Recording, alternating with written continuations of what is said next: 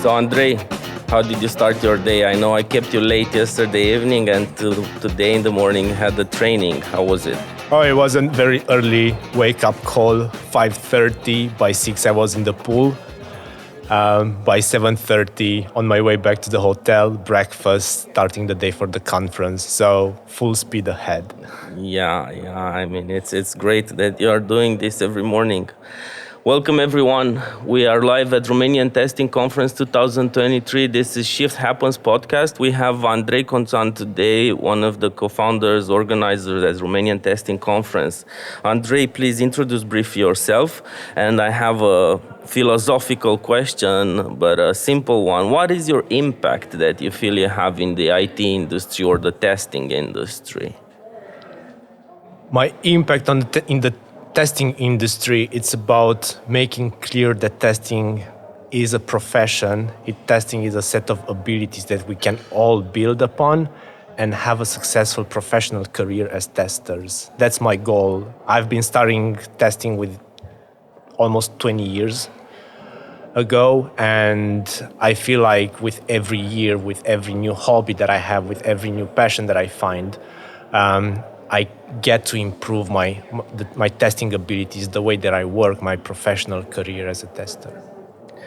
Is it Romanian Testing Conference a platform that allows you to have a bigger impact? What is in it for you? I mean, I've been speaking with my wife yesterday evening about the conference and the impact, and what is the motivation that you guys have to be organizers for all these years of the Romanian Testing Conference?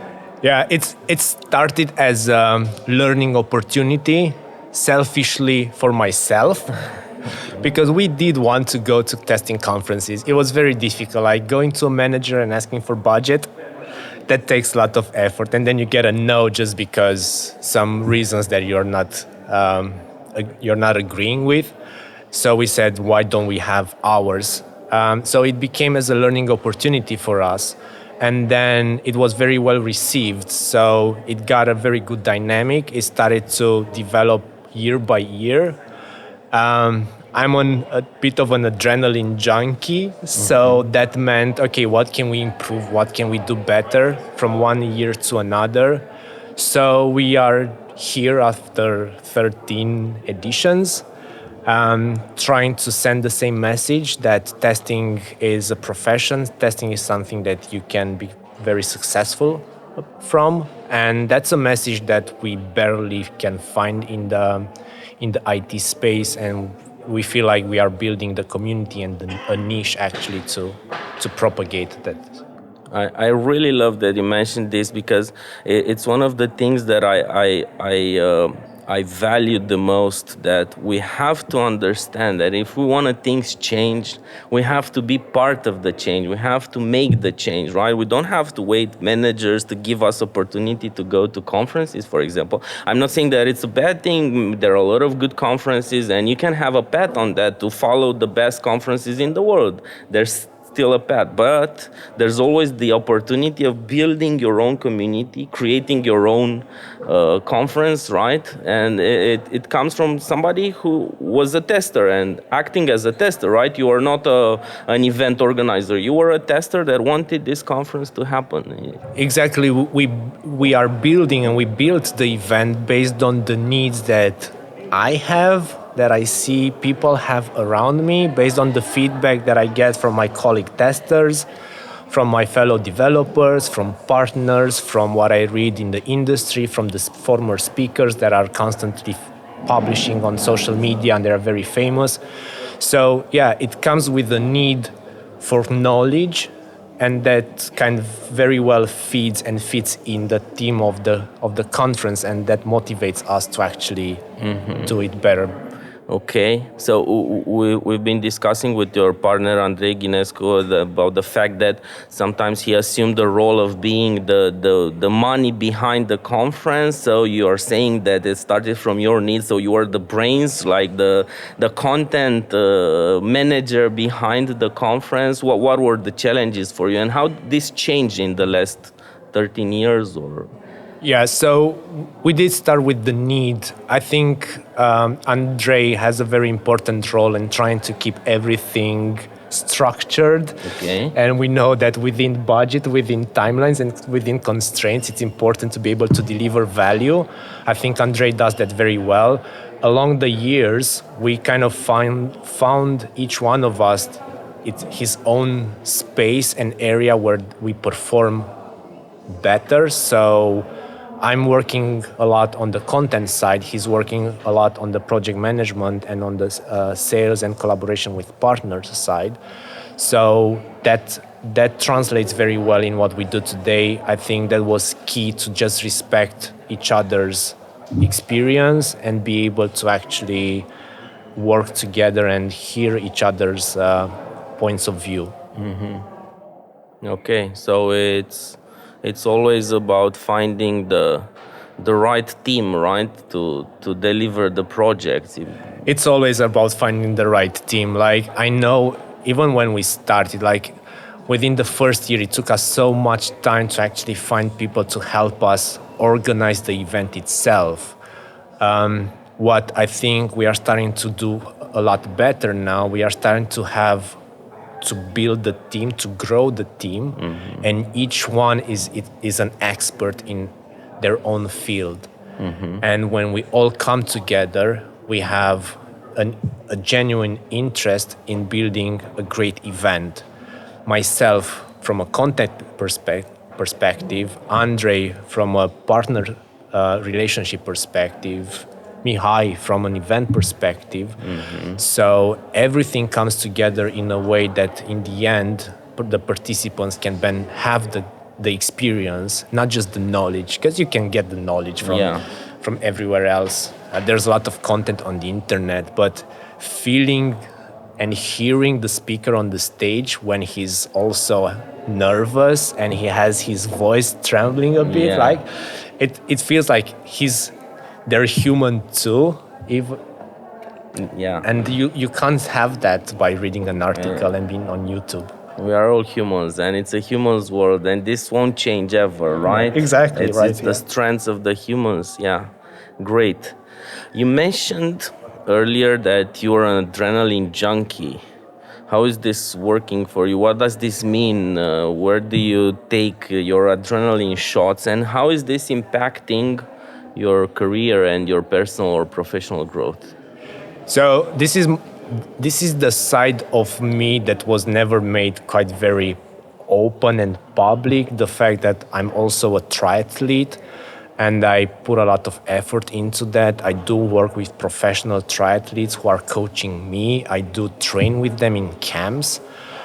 And the element of being a pro, the element of being professional and seeing how they behave, how they structure the workout, that has become a source of inspiration on how do I become a pro and a professional in my testing career.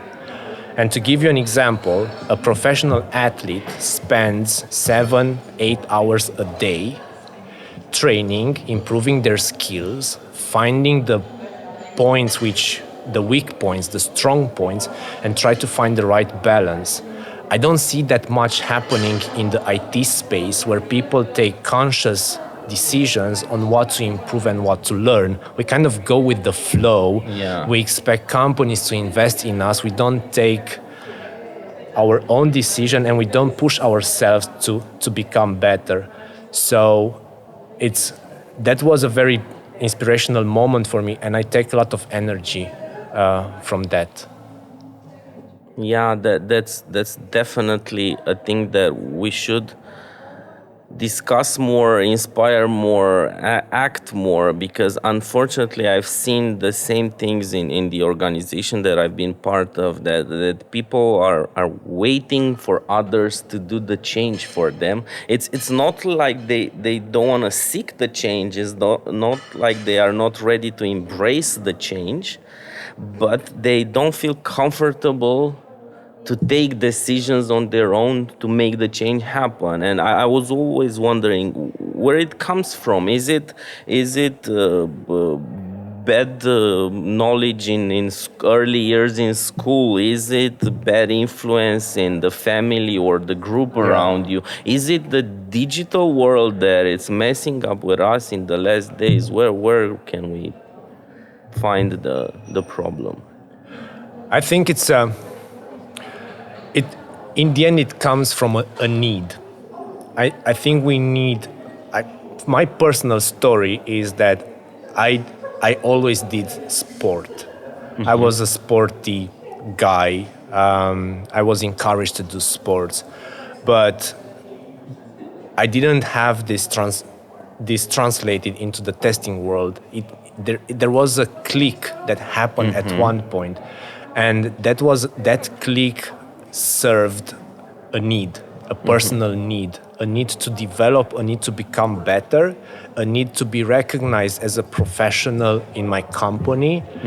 So the triathlon component was feeding my professional need to be to step up and be the professional in the testing career. So I think that need is something that people should seek more or try to identify. And then as a next step, they need to make the conscious decision that they need to step out of their comfort zone, because that's a change that it's going to happen. And it's not about the decision of making a change, it's about the consistency of waking up 5 times a week at 5:30 to go for a swim or a bike or a run. Whether you had a social moment with your friends until 11 p.m. and you just slept a bit, it's about being present, like just be there, no matter if, like, we all have bad days, right?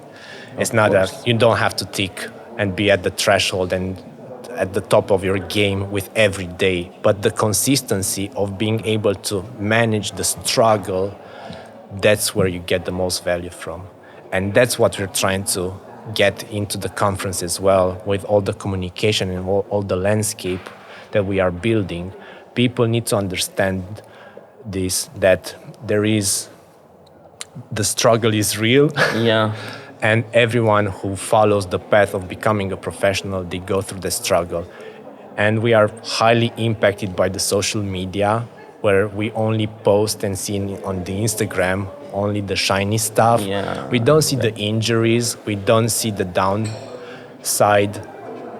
And we need more personal stories. And I do find myself guilty of that, because maybe I should share more about my triathlon stories, but speakers within the conference do come here to share. You do share, at least among your friends and acquaintances. I must say, I'm the one that take the stories from you and bring them to others. So whenever I meet with you, I get inspired of your stories, and then I try to shift the stories to other people. It's not like you always can have an impact instantly to 1 million people. You can have it step by step, but you have to do it. And you do it if you find the inspiration and motivation that this is the right path. You don't have to take it for granted, right? People probably consider, okay, if I'm doing sports, definitely it's only me that it's not like somebody can give me a shot and I become a faster runner or something like this. Absolutely. You have to work for it. And the same should happen for any part of your life, and career, it's a big part of your life, right? Yeah, it's absolutely, like, I do work a 8-hour-a-day job. And I try to do the same thing that I do in my training sessions. I try to stay consistent. I try to improve my technique. I try to improve the results by staying on the technique, so making as few shortcuts as possible. If I do make a shortcut, I need to be able to know that I made that shortcut. So there's an entire philosophy, and there's a lot of effort behind that comes from sports psychology. I think there's a lot to translate into testing and professional life as well. And there's one line that I will always probably remember. There was hype shoots, in one of his keynotes at RTC a couple of years ago, everybody on the stage, it was in a cinema hall with the big screen and a picture of a football field, and he asked the audience, "What do you think Messi does when he needs to prepare for a penalty?" And the answer was, "We're not searching on Google to find the result. He knows because he falls back to the techniques and to the practice that he puts, and that makes him successful, not the Google searches." Exactly. Yeah, it's always the practice that makes the difference. It's not like external divine help. Yeah. Do you think? I mean, I want to shift to a topic that I've been involved with in the last years with the companies that I've been working with. I've been read about it, digital transformation a lot. Do you think if this digital transformation can have a negative impact on the things that you just mentioned? Do you think switching to digital workplace, remote work, breaks this consistency of the environment, at least, that in the end have the impact on your internal emotional consistency, and then again you're gonna have like stop doing the things you were doing in the right way before? I think for me it helped to have this digital transformation and try to work remote and have this have more control on my work and on my schedule. I do feel that also it helped managing the change, basically, because again, falling back to my sports life, I know, or it's a place where I actually practice dealing with change. So the same way I'm trying to deal with the change, I try to find ways to improve. I try to find ways to accept what I cannot change. And that kind of puts me in a place where I can have open conversations about the struggles that I face, seeking for opportunities to improve, and not necessarily fall into a victim mode where I just complain about the status of things without trying to come up and contribute to that change. And how do you feel, I mean, a bit connected to this, how do you feel about AI as it's everywhere, right? We are afraid, then we are happy, and then we are again afraid, and then we are very fond of these new discoveries of the technology. Yeah. Will it help you? Will it be against your human skills? Oh, I love AI. I love GPT. I'm one of the early adopters, I think, of everything that ChatGPT and OpenAI currently offers.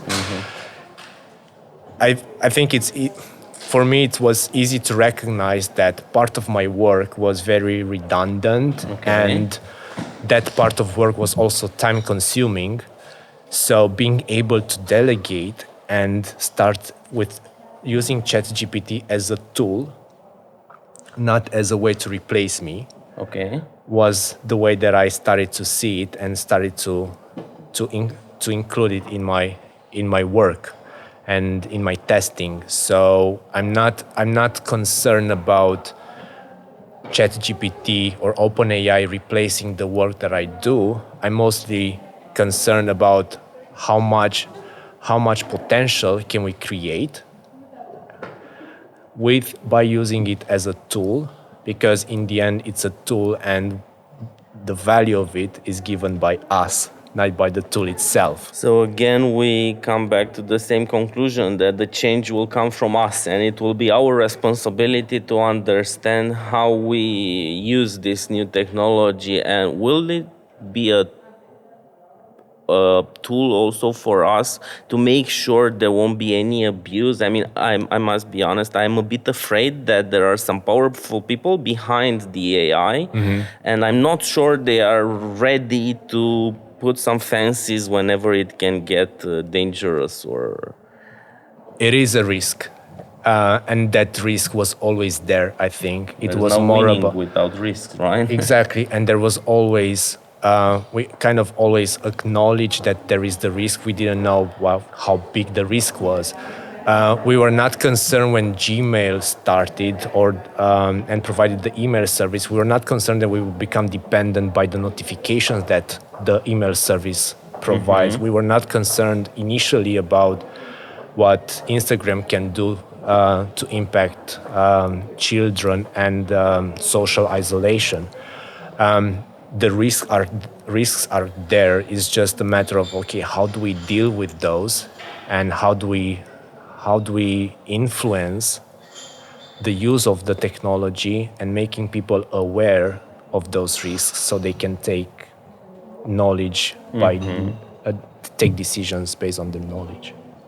So somehow, and I want to link this to my last topic that I want to emphasize in our podcast, and it's about human skill that makes you a good game changer. So somehow it's about finding the way to become resilient in the new ecosystem and the changes that happen around you, and also understand the strengths and the weaknesses that you have and choose the path you want to go and do everything that you can do to follow that path. And in that moment, it won't matter if it's injuries along the way, it doesn't matter if it's problems, you will always seek the improvement, right? And exactly, and you're not looking to use the latest technologies and the latest trends for the sake of it. You're trying to see, okay, how this is going to help me achieve my next goal.